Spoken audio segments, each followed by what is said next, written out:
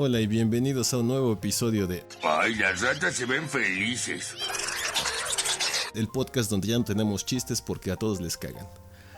Yo soy Arturo y me acompañan Niels. ¿Qué onda? Ya no se acuerda de los nombres. Angélica. ¿Cómo te llamas? Jessica. La venganza. Sí, Venganza. Perdón, Manuel. Manuel. Ahora, ¿yo qué culpa? Ay, don Arturo, ¿cómo se le puede olvidar mi nombre, señor? Sacando Manuel Arturo. Manuel Arturo. Tú empezaste, Tus Arturo. ataques. Bueno, en el podcast de hoy les pensaba dar una clase sobre el Halloween. ¿No presentaste a Manuel? No, sí dije, ¿y Manuel? Pero él no dijo nada, entonces asumí que no iba a saludar. Perfecto. Bueno, entonces como les estaba diciendo, en el podcast de hoy quedamos con que vamos a tener una clase sobre el Halloween. Esa tradición tan cercana a nosotros y que sin embargo parece tan lejana por cuestiones culturales. Entonces, quiero preguntarles primero que nada, ¿ustedes qué es lo que saben sobre el Halloween?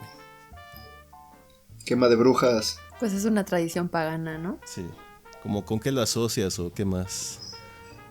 Yo lo asocio más con los irlandeses o celtas. Uh-huh. ¿Alguien más, Angélica? Ándale, una fiesta pagana de Inglaterra. Dice Angélica que le suena orgía. Qué Orgía sorpresa. furry. Así como un montón de borregos. Lo dijo. ¡Ah! Borregos negros. Momento perfecto para usar cosplay, Demasiado explícito. sin que te juzguen. Bueno, más o menos, Niños pidiendo dulces en la calle. Heli, los niños que piden cosas en las calles son todos los días, no solo en Halloween. Chihuahua. Bienvenido al tercer mundo. Digamos, sí es una fiesta irlandesa, bueno, sí es una fiesta celta más que irlandesa. Hay que recordar que los celtas son una tribu que tiene literalmente más de 1000 años. Entonces, como es una fiesta tan antigua, pues no había estados nacionales como tal. O sea, Irlanda, ¿recuerdan cuándo se independizó del Reino Unido? No. No lo estudié en mi clase de historia. 1800. Ya me sabía ese dato, pero como no se ocupa. Irlanda del Sur, bueno, Irlanda del Norte sigue siendo de... No, pues Irlanda del Norte no se ha independizado. Por eso es por lo que había el problema de que justamente hubo muchos ataques terroristas por los conflictos entre protestantes y católicos en Irlanda durante todos los 90, lo que termina justamente en los tratados del Viernes Santo, que después cuando Europa empezó a abrir sus fronteras, pues empezó a dejar de ser un problema porque pues, ya no había necesidad de que hubiera una separación entre Irlanda y Irlanda del Norte, ¿no? Pero que ahorita es justamente los conflictos que hay con el Brexit, que como la frontera ya va a ser una frontera europea, entonces que se van a tener que reinstaurar los controles, se reinstaura la separación, y hay mucha gente que teme que eso traiga de nuevo el terrorismo, pero eso es otro tema que no vamos a tocar ahora. Pero en parte está relacionado de todas maneras, porque justamente la fiesta de Halloween es una fiesta que también viene del catolicismo y que de hecho esas tribus, estas ¿cómo se llama? Tradiciones celtas que nosotros asociamos mucho al Halloween, curiosamente están asociadas también a la fiesta de muertos, por ejemplo. Por extensión a través del catolicismo nosotros adquirimos muchas de estas costumbres celtas sin saberlo. Porque las tribus celtas, bueno, si recuerdan sus clases de historia, si alguna vez se los dieron, las tribus celtas se extendían desde lo que es la isla de Irlanda actualmente, pero pasaba por todo el Reino Unido y terminaba en una de las 6 tribus celtas del norte de Francia, en lo que es Bretaña hoy en día. Pues esa parte de Francia es muy católica hoy en día y pues de hecho tenían muchos de los mismos ritos que posteriormente pasaron a la fiesta de Todos los Santos, pero bueno, de eso espero. ¿Pero qué no la fiesta de Todos los Santos era una celebración prehispánica? No, esa es justamente la cosa. Digamos, O sea, James Bond me ha mentido diciendo que la única tradición mexicana que tenemos. un poco sí. Es que evidentemente hay elementos prehispánicos, pero es que ocurrió la misma cosa con el Halloween que lo que ocurrió con el Día de Muertos, solamente que ocurrió como 1000 años antes del Día de Muertos. O sea, si digamos las fiestas celtas, como les digo, los celtas son un pueblo muy muy viejo, de más de 1000 años, y originalmente son fiestas de fin del verano. Son fiestas de la cosecha, por eso, o sea, son fiestas de otoño. Porque normalmente al final del verano lo que hacen es que recogen la cosecha y pues nadie sabe qué es lo que va a pasar después. En el invierno ya no tienes el mismo trabajo porque los inviernos en el norte son muy fríos y son mortales. Entonces lo que solía ocurrir era que terminaba el trabajo del verano, terminaba el trabajo de las cosechas y había una celebración por eso. Porque pues, ¿qué es lo que pasa si no tienes ninguna seguridad de cómo funciona el mundo? Si sabes que en el invierno, quién sabe si te va a alcanzar la comida, quién sabe si te va a pinche comer un lobo, o sea... Pues lo que pasaba es que hay un festival en donde básicamente se expresaban los miedos al invierno, los miedos al orgías. Furris. La evidencia arqueológica de los celtas lo que dice es que no había orgías como tal, pero sí había alcohol. Algo que había en las fiestas celtas de fin del verano era alcohol. Y o sea, y sí, pues lo que se sospecha es que lo que había era grandes borracheras en donde... Pues ahora sí que había abundancia momentánea y había incertidumbre en el futuro. Pues ¿qué hacemos? Pues una pinche peda, vale verga. A ver, ¿En que el mundo se va a serio? ¿No acabar. agarraban y se encerraban en una cueva con un montón de animalitos? No, eran la evidencia ¿Dónde vi arqueológica eso? lo que dice es lo contrario, que eran fiestas de fiesta.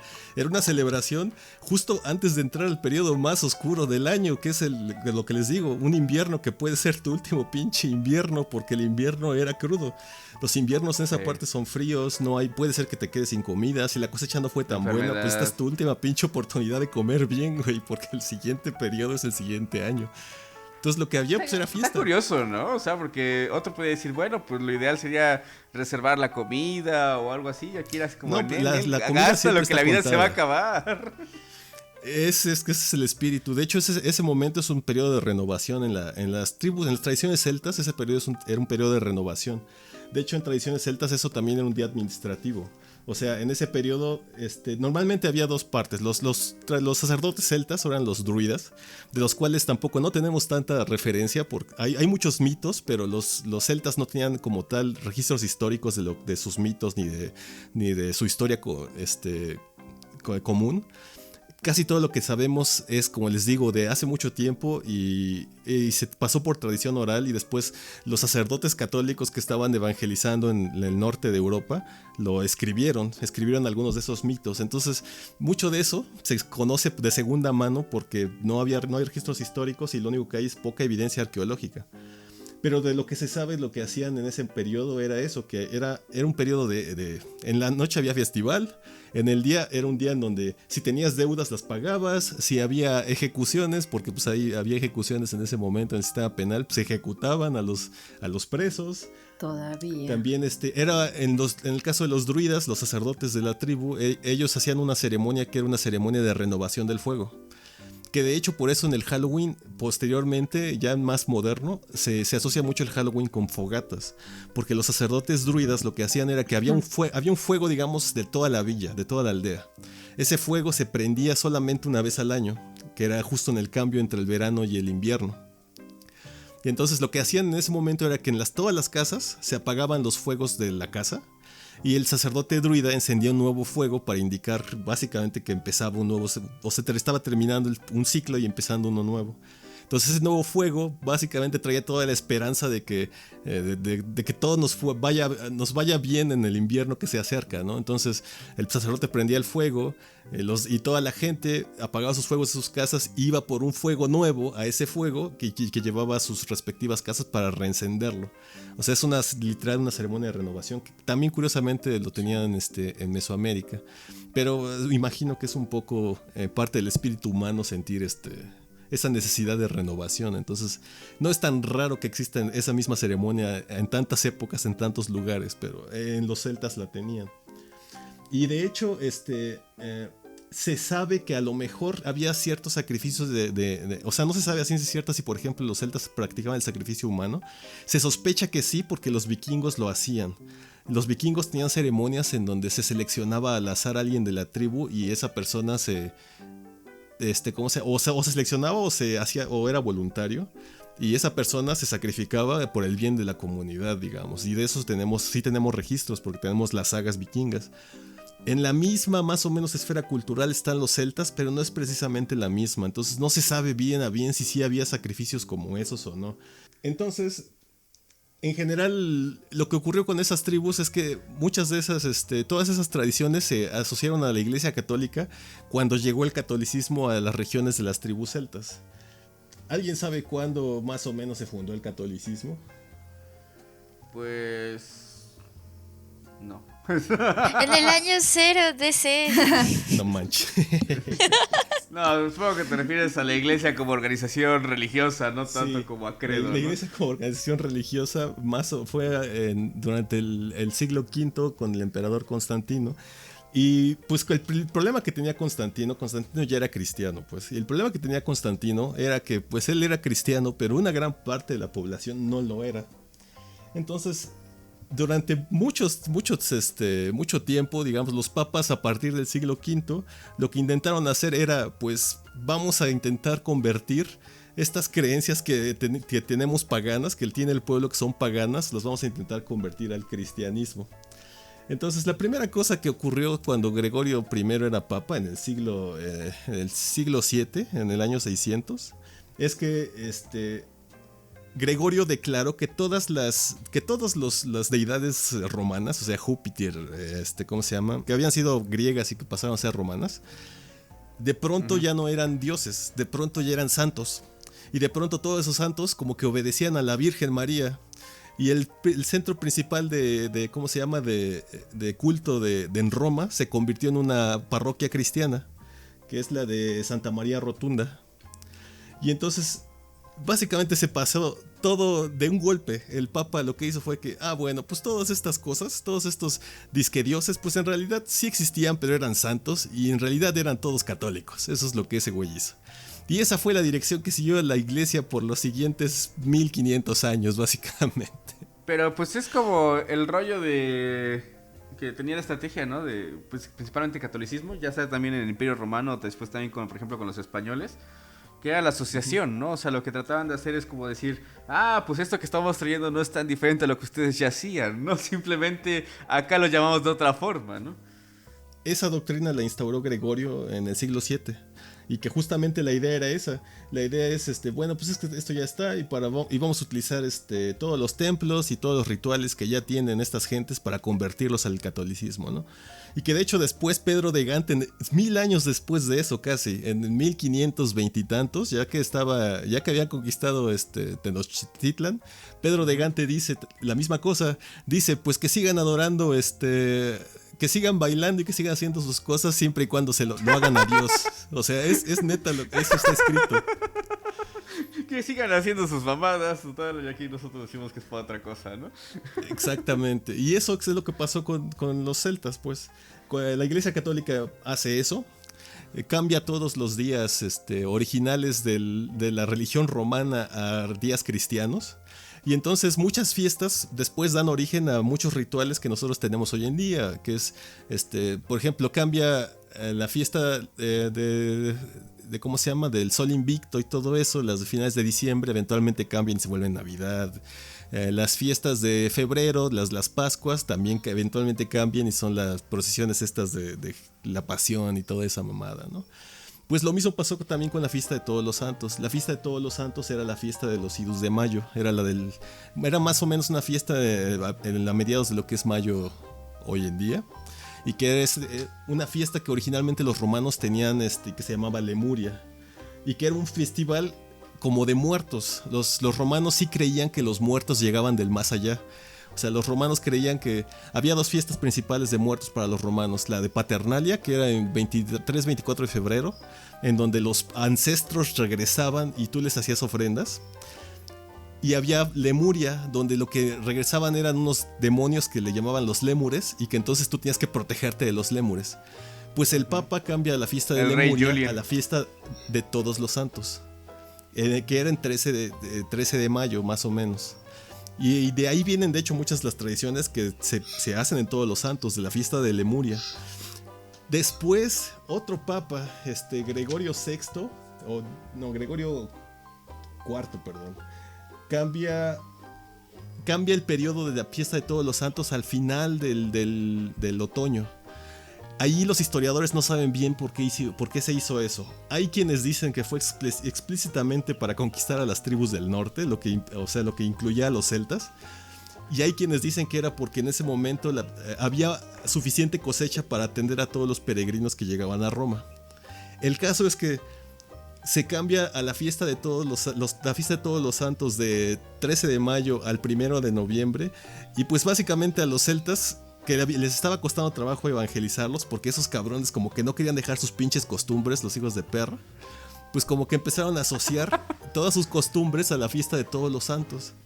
Y entonces, justamente cambias la fiesta, que es la fiesta que en Roma estaba destinada a los espíritus que llegan del más allá y tal, la cambias a la fiesta donde las tribus o descendientes de los celtas ya cristianizadas tienen la idea de que pues esta es la fiesta de la incertidumbre, esta es la fiesta entre la separación del verano y el invierno, pensando que que para los celtas el verano era tan importante que el más allá le decían la tierra del verano. Entonces hay siempre esa asociación con la muerte que trae la fiesta de todos los santos. Y entonces lo que empezó a pasar en el norte de Europa es que las tradiciones celtas empezaron a fusionar con la fiesta de todos santos. Literalmente, o sea, y se empezó a hacer todos los ritos que hacían los celtas, se empezaron a asociar a todos los santos. Los ritos que hacían los celtas eran ritos como muy parecidos a los romanos.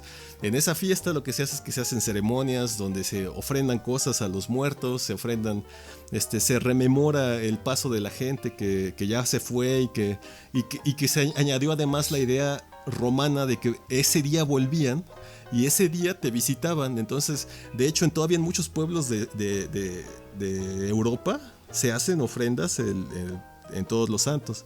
En Francia la fiesta de la Toussaint, que es también el 1 de noviembre, pues básicamente lo que se acostumbraba a hacer era que la gente iba al panteón y les dejaban crepas y sidra a los muertos, porque existía esta creencia de que regresaban del más allá y te visitaban. Entonces van al panteón, hacen la ceremonia y pues también es una parte fiesta, eso es una parte rememoración de la gente que llega del más allá. Y la otra parte es rememoración, es ofrendar, porque se hace una fiesta de que pues es la fiesta del verano, la fiesta del fin del verano.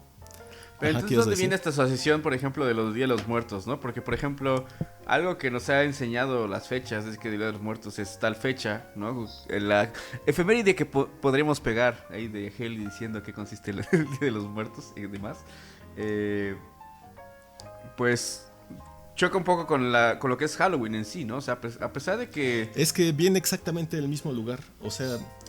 la creencia digamos que lo que pasó cuando en el siglo XVI llegaron los españoles aquí, es que pasó exactamente lo mismo. Aquí los mexicas tenían dos fiestas. Bueno, en las últimas veintenas del calendario mexica había como 3 festivales. En las fiestas también del otoño. Y de esos 3 festivales también lo que había era fin de cosecha, entonces había de pronto muchos productos. Había también un periodo tipo de purificación en esas fiestas, porque es exactamente por la misma razón que lo hacían los celtas, lo hacían los mexicas, porque es el fin de la cosecha. Entonces después de este periodo pues ya no hay tanto trabajo y lo que hay es incertidumbre. Entonces tienen varias fiestas en ese periodo donde ahí sí hay sacrificios humanos, de hecho. O algunas de las fiestas que hay es de hecho la fiesta de sacrificio tanto la de Coyolxauhqui como la de... no me acuerdo cómo se llama, el dios descarnado. Pero que justamente lo que sacrificaban eran niños. Entonces ahí hay sacrificios de niños, pero la intención es distinta. En esas fiestas lo que haces no es tanto rememorar a los muertos. En esas fiestas los sacrificados representan a los dioses. O sea, por ejemplo, la fiesta de Coyolxauhqui, que es en la que participaba la piedra esta que está en el Templo Mayor, la que descubrió Matos, La que está ahí en México, ¿no? Sí, la de 1973. La de la moneda de 10 varos, ¿no? Creo que es... No, esa es la piedra del sol, esa es mucho más vieja. Hay una piedra donde aparece Coyolxauhqui, la diosa que está hecha a pedazos. Ya sé. Es la leyenda del mito de Huitzilopochtli. Básicamente cuando Huitzilopochtli nace en el mito de Coatlicue, es que él es el último de 400 hermanos y Coyolxauhqui es su hermana, la que lidera a los demás hermanos. Entonces cuando él nace, Coyolxauhqui ve una amenaza, digamos, en el mito y lo quiere asesinar. Entonces Huitzilopochtli nace ya vestido con su atuendo de guerra y la empuja desde el cerro y queda destruida, o sea, queda despedazada. Y así mata tanto a ella como a sus hermanos para convertirse en la deidad principal del panteón mexica, pues. Pues los mexicas lo que hacían con eso era repetir ese mito. O sea, es completamente distinto en ese aspecto de por eso es por lo que sabemos que de eso no viene de aquí, pues. O sea, que la parte de que los muertos regresan y que los parientes y tal, eso no es de aquí, eso es cristiano. Eso es básicamente medio celta, medio romano y católico. Porque aquí lo que hacían era que todos estos estamos representando a los 400 hermanos de Huitzilopochtli y entonces lo que hacía el sacerdote, que el sacerdote representaba a Huitzilopochtli, era que los lanzaba por la escalera del templo mayor y caían en la piedra de Coyolxauhqui. O sea, hacían la representación del mito de creación de Huitzilopochtli. Y por eso en ese aspecto el sacrificio también era un honor para los guerreros mexicas, porque lo que estaban era representando deidades, no estaban representando gente menor, pendejo, ¿no? Digamos. Sí, un pendejo. Oye, pero entonces, los mayas no tenían tradiciones similares. Sí, pero la fiesta de muertos como tal evolucionó directamente de esas tribus nahuas, porque es donde los españoles directamente tuvieron más influencia cuando instalaron la capital de la Nueva España en la Ciudad de México. Ya. Y lo que ocurrió en ese caso fue que justamente los mexicas, bueno, los indígenas que vivían ahí, no solamente mexicas, también otras tribus nahuas, tenían pues esas tradiciones, de que al final se comían tamales, al final es la temporada de las flores de cempasúchil, todos esos cosas tradicionales que ahora se asocian a la fiesta de muerto existían en ese momento. Y entonces los sacerdotes católicos decían, pues ¿qué hacemos? Estos güeyes no quieren dejar sus pinches costumbres, pues entonces que se las dediquen a Dios. Y pues es lo que pasó, que básicamente la fiesta de todos los santos, donde existe toda esa creencia de las ofrendas y todo eso, pues empezó a instaurar, en lugar de dejar crepas y sidra, pues los indígenas de aquí dejaban lo que había. Y entonces empezaron a meter un poquito del mito también. Y eventualmente pues ya se asocia. O sea, ese sincretismo pues al principio es falso. Al principio la gente la gente sigue creyendo en sus dioses y haciendo sus cosas. Pero 2 generaciones después pues ya realmente son católicos metiendo cosas de otras religiones, pues. Entonces, el Día de los Muertos es una propaganda para evangelizar a los ¿a los aztecas? Es que no puedes decir que es una propaganda. En realidad, pues es la manera en cómo encontraron los españoles de evangelizar a los indígenas. O sea, siguieron lo mismo que siguieron en el siglo VII, perdón. Exactamente la misma estrategia siguió funcionando. Y de la misma manera evangelizaron a los irlandeses y a los celtas. O sea, y se fue la misma cosa. La diferencia, digamos, ocurre porque, o sea, no son la misma fiesta porque básicamente por las guerras entre protestantes y católicos. Quien inventa como tal el Halloween, o sea, no existía el Halloween ni nada similar. De hecho, ya se había olvidado que los celtas hacían algo para como el siglo XVI. Lo que ocurre fue más bien que Enrique VIII llega al poder y que entre Enrique VIII y Isabel I en Inglaterra, básicamente al querer eliminar a la religión católica, lo primero que hacen es prohibir la fiesta de todos los santos, pero se encontraron con la misma cosa que se encontraron los católicos, que no puedes llegar con la persona y decirle, ¿saben qué? Están prohibidas tus creencias, están prohibidas las actividades que haces en este festival, o sea, tus ritos y lo que sea, y pues ya, no lo vamos a hacer más. Entonces lo que ocurrió cuando Isabel I prohíbe la fiesta de todos los santos, porque Isabel I consideraba que la fiesta de todos los santos era la máxima expresión de los papistas, o sea, la máxima expresión de los católicos que estaban en su territorio. Entonces lo prohíbe y pues la gente siguió haciendo sus ceremonias, o sea, la gente siguió yendo al panteón. No importa que diga esa señora. Exactamente. Entonces pues ya nada más lo que pasó con el tiempo fue pues ya no les llamamos todos los santos, o sea, nosotros no celebramos esa cosa de católicos, nosotros celebramos otra cosa. Y eso se convierte eventualmente en Halloween. Ah, ¿no? ¿Se convierte en Halloween? ¿No era la otra cosa que festejaban a los anglicanos? ¿No hay otra cosa?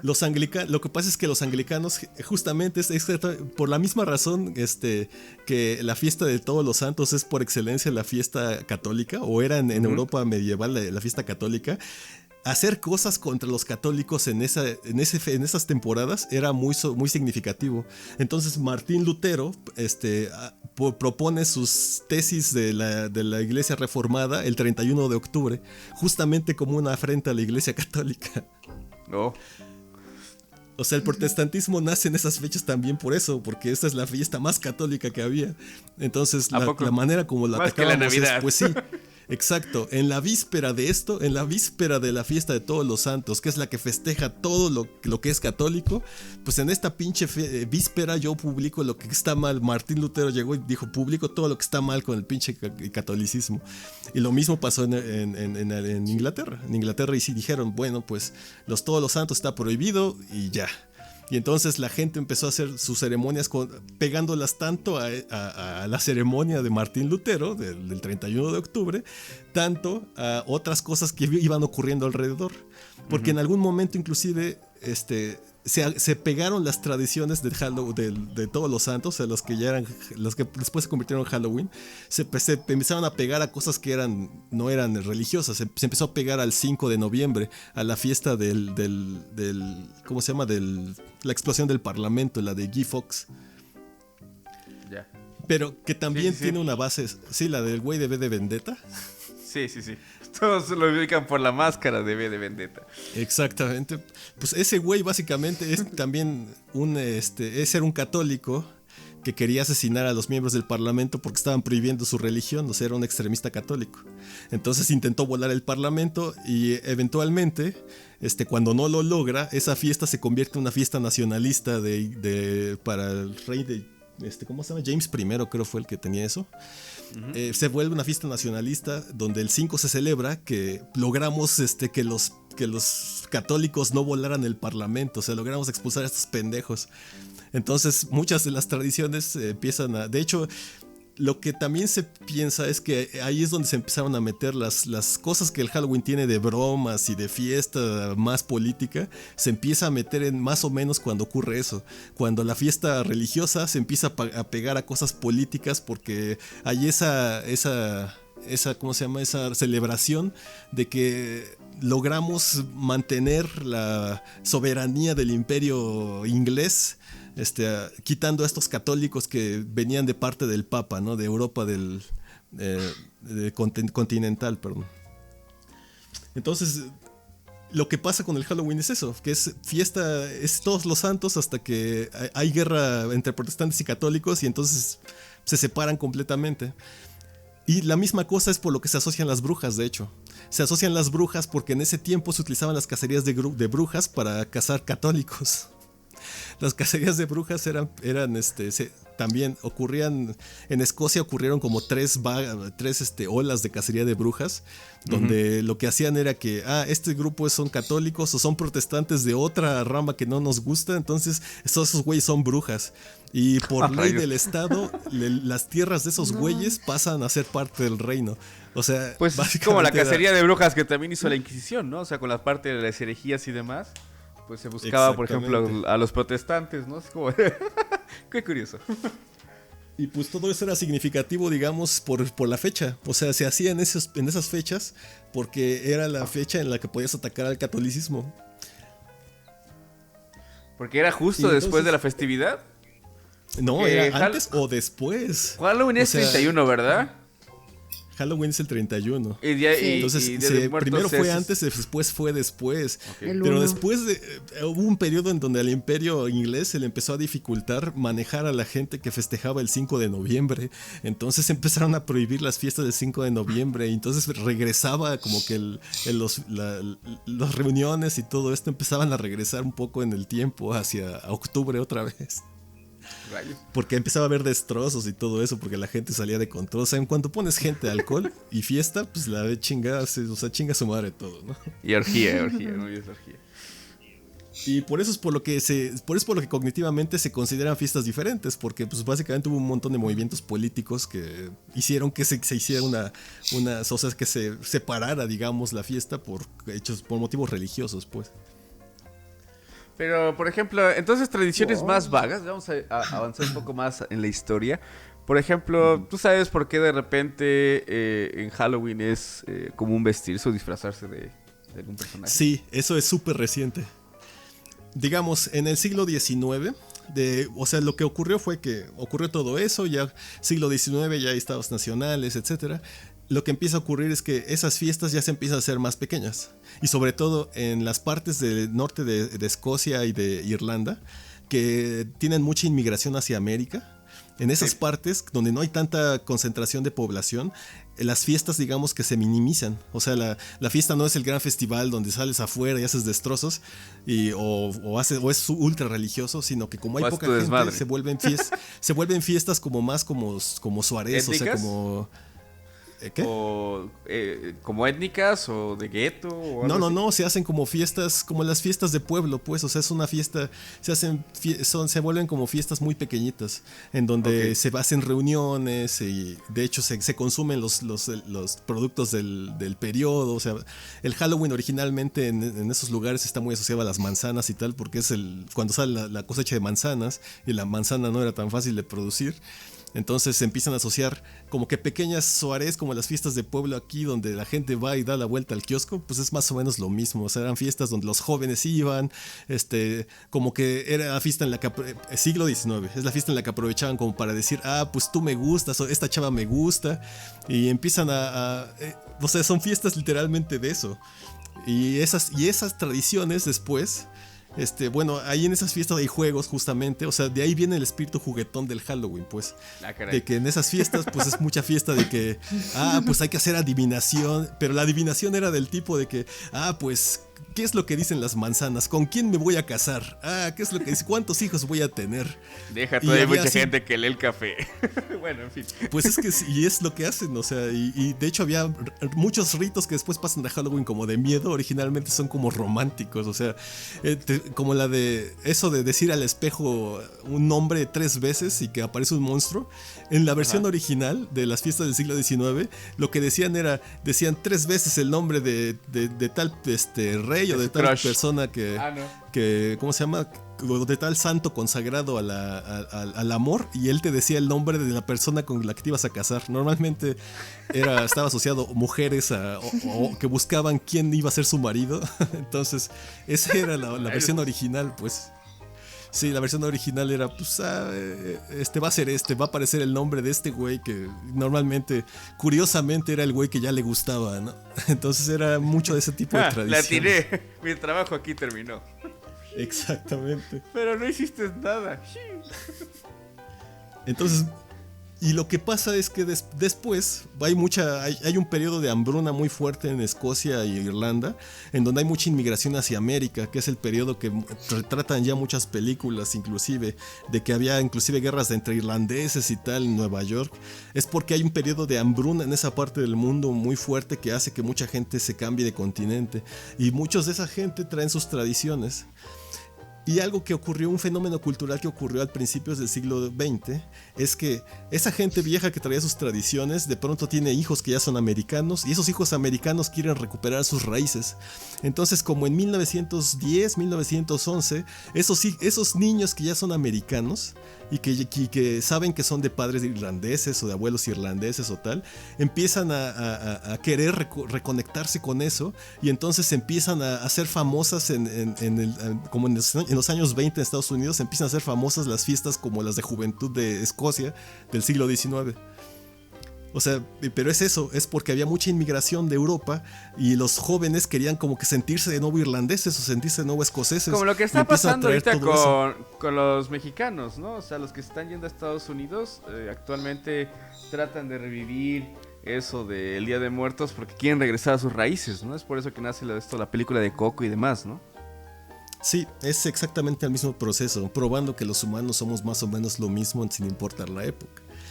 Y de hecho lo que ocurre es algo más interesante todavía que eso, porque pues lo que ocurre en América es que no solamente hay irlandeses y no solamente hay escoceses, hay irlandeses, escoceses, alemanes, mexicanos, hay un montón de gente, más aparte gente que de tradiciones que, ¿cómo se llama? De tribus indígenas que todavía vivían a pesar de los problemas de las reservaciones. Que no eran exterminados.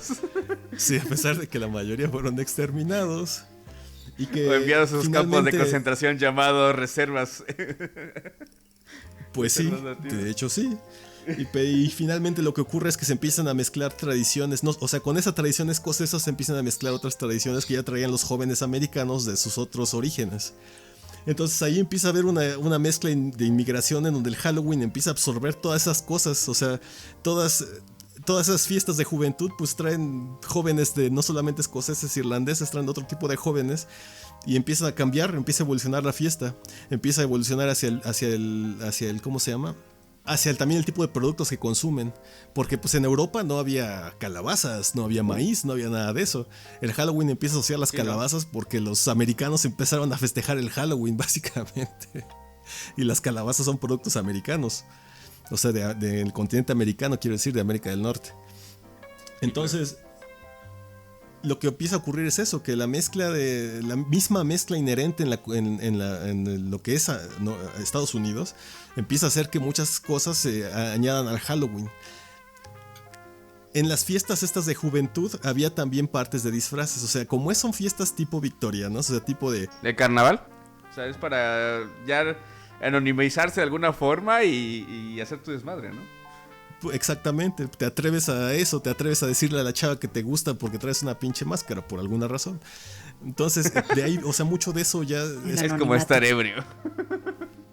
Y después algo interesante pasa, eso cambia durante la época de los baby boomers.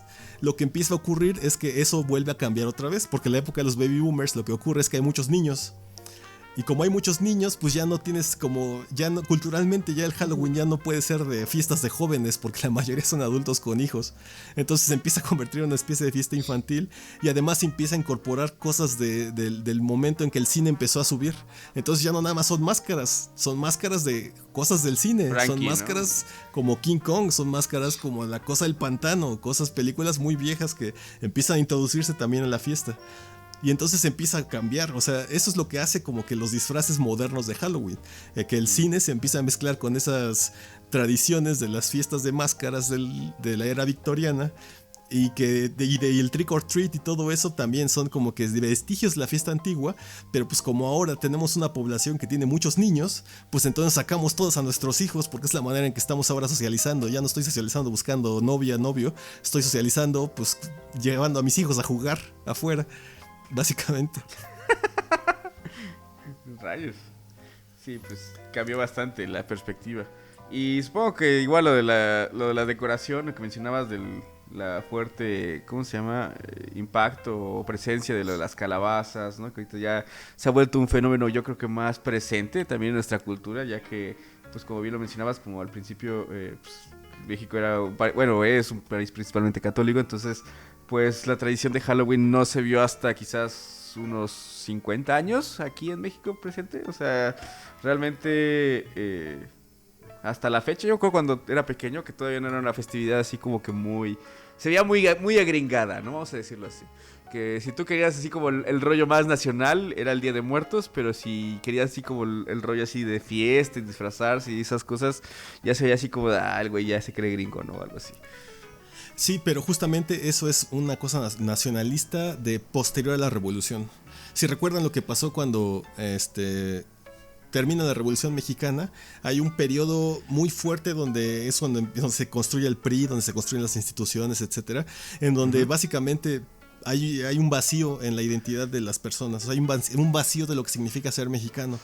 Porque Porfirio Díaz y todos los científicos, como se les llamaba despectivamente a la gente que trabajaba con él, los muy técnicos, toda esa gente estaba básicamente educado en Francia y traía valores europeos. O sea, lo que ellos favorecían más que nada era lo europeo. Y eso empieza desde Juárez, y desde antes de Juárez, ¿cómo se llama? Diría yo. Porque inclusive Juárez se inspira directamente en los pensadores franceses para meter las leyes de reforma mucho tiempo antes de lo que Francia metió separación iglesia-estado. O sea, Francia metió separación iglesia-estado como a principios del siglo XX y Juárez lo hizo en 1856, perdón. Entonces Juárez es lo mismo. Durante mucho tiempo la identidad mexicana estuvo regida por la identidad europea. O sea, ser mexicano significaba que nos estamos acercando a Europa, básicamente.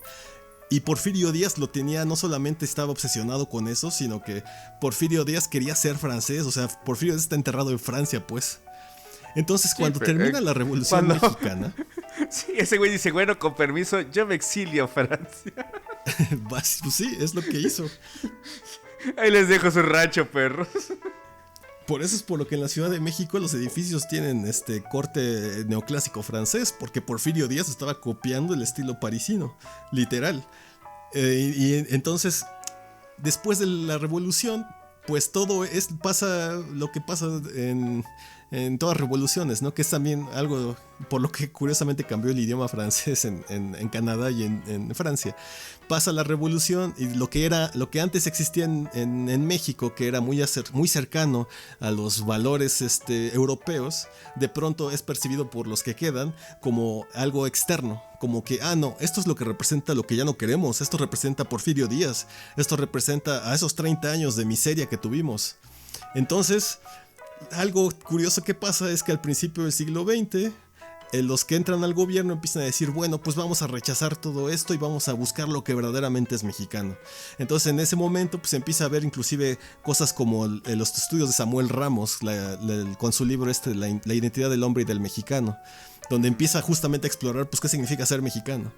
Y pues la respuesta se fue encontrando poco a poco porque a José Vasconcelos y a Justo Sierra les gustaba lo indígena. Decían, pues es que antes del europeo aquí ya había algo.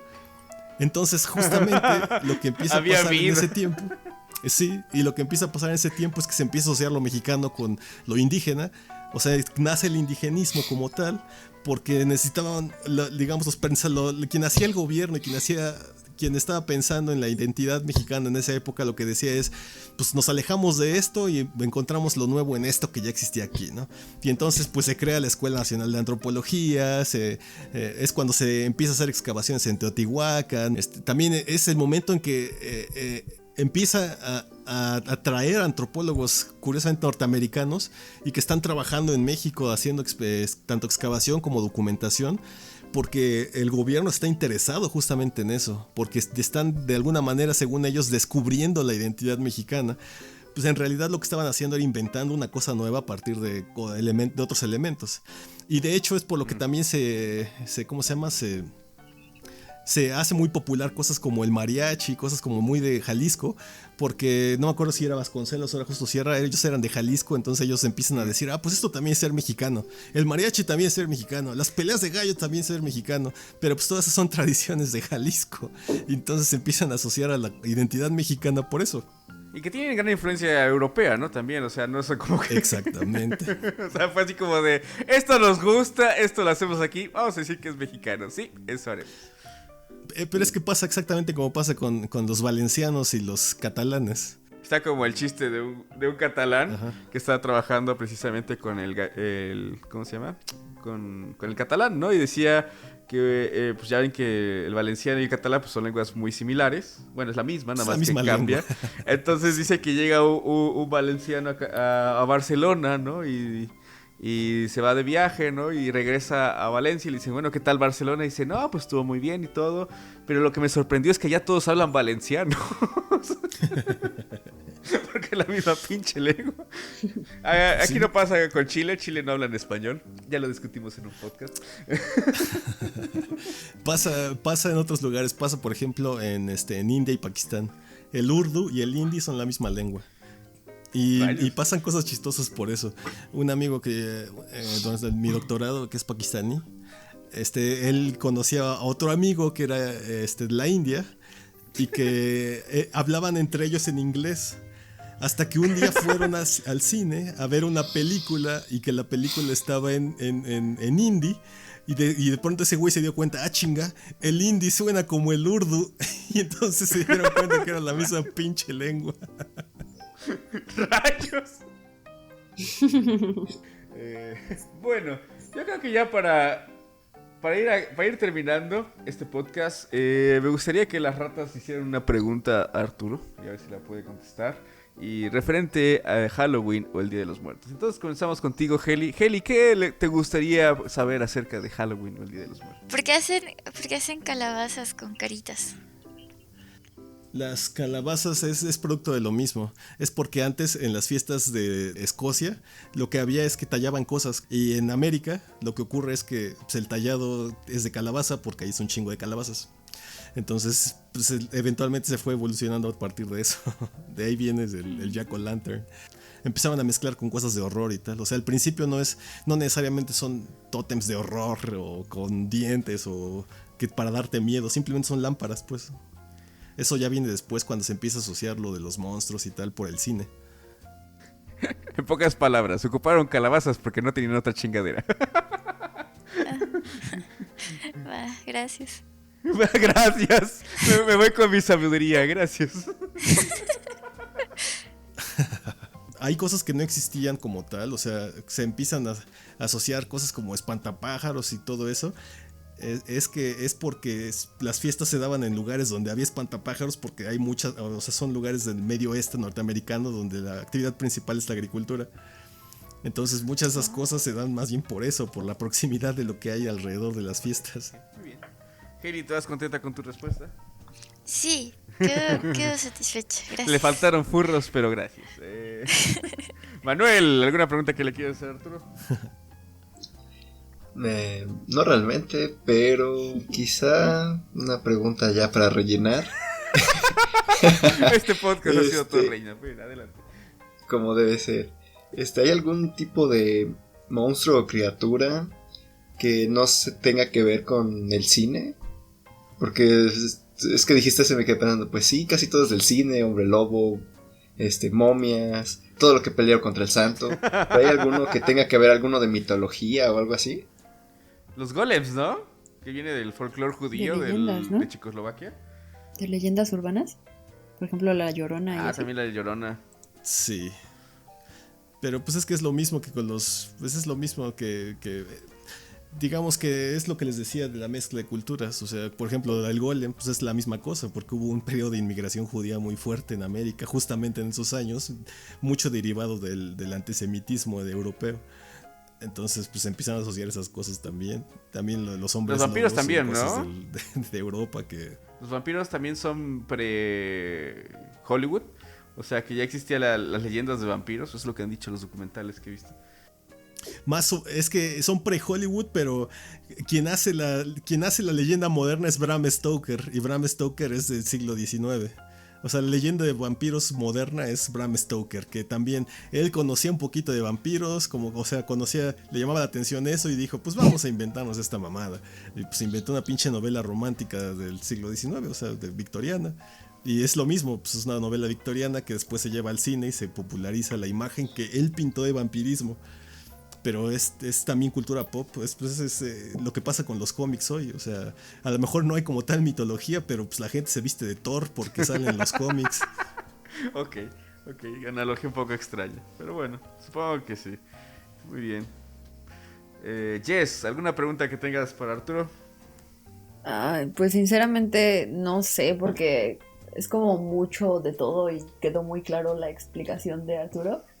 Pero, por ejemplo, estaba pensando en, por ejemplo, la Catrina, ¿no? Este dibujo que hizo Posada, que se hizo muy famoso precisamente porque es como una crítica social a la burguesía y que todos cuando morimos quedamos exactamente igual, ¿no? Entonces, no tiene nada que ver, pero me refiero como a, por ejemplo, esa historia del papel picado, porque el papel picado tiene muchas simbologías que son como mexicanas o que se creen como mexicanas, porque ya ahorita ya no hay como realmente qué es mexicano. Pero tiene muchas simbologías, entonces como ¿sabes de eso? Algo. El papel picado, o sea, ¿cómo es que se hicieron el papel picado? Pues, ¿de dónde salió? No sé.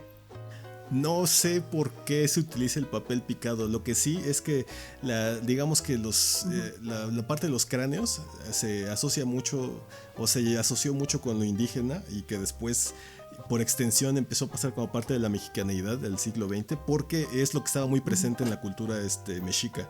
Como había muchos, digamos, sacrificios y era una tribu guerrera, pues había muchos cráneos por todos lados. Y era muy fácil, digamos, los mexicas sí conocían un cráneo porque hacían muchos, veían muchos. Entonces, de ahí es donde viene sobre todo esa asociación que tenemos nosotros como mexicanos de los cráneos. O sea, es tan sencilla como que, pues es que ahí son pantlis, es porque pues así ya los van apilando. Pero como tal el papel, no sé por qué se empezó a asociar. Sí, porque yo lo veo como muy, muy industrial en el aspecto de, o sea, por ejemplo, no sé si al principio, como lo decías, cuando estaban evangelizando, entre comillas, porque yo no creo que se evangeliza, a los indígenas, por ejemplo, no usaban papel así china, delgado, picadito, ¿no? Así con estas imágenes. Pero es como mencionabas un poco, ¿no? En el sentido de que pues estas tradiciones van evolucionando, ¿no? Y se van adaptando a las culturas locales, ¿no? Sí, o sea, pues hoy en día, en lo que es la Sierra del Nayar, en el noreste, noroeste, ya estoy con Angélica, no está el oeste. Izquierda, derecha. Pues se celebra, pues o sea, ahí los indígenas celebran, por ejemplo, la Semana Mayor, ¿no? Y ya también está súper sincretizada con sus tradiciones originarias. Bueno, muy bien. Pues gracias. ¿Te vas feliz con tu respuesta? ¿Más o menos? Más o menos, porque... Sí. Pues no di una respuesta como tal, ¿no? No lo divago. Más o menos. No hablo del papel de China. Perfecto. Bueno, pues... Es que yo también quiero hacer el papel de China. Vamos a hacer un podcast del papel de China, no te preocupes. Bueno. Ok, gracias. Sí, el siguiente que toque de investigar te toca a ti. Vamos a hablar sobre el papel. De China. La historia del papel de Sí. China. El Papel papiro. China, papel picado de China. El papiro, bueno. Perfecto. Pues creo que sería todo por el día de hoy. Me pareció que ya hemos parloteado lo suficiente. Y pues si no se han dormido... Todavía podía porlotear más. Sí, lo sé, pero por eso ya corté el podcast.